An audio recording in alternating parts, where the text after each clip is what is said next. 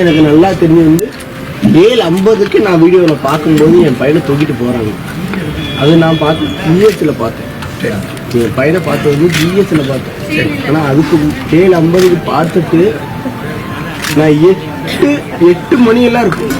8 மணி தான் இருக்கும். என்னோட மினிமம் 8 மணி இருக்கும். அந்த இடத்துக்கு நான் ஹாஸ்பிட்டலுக்கு நான் போயிட்டேன்.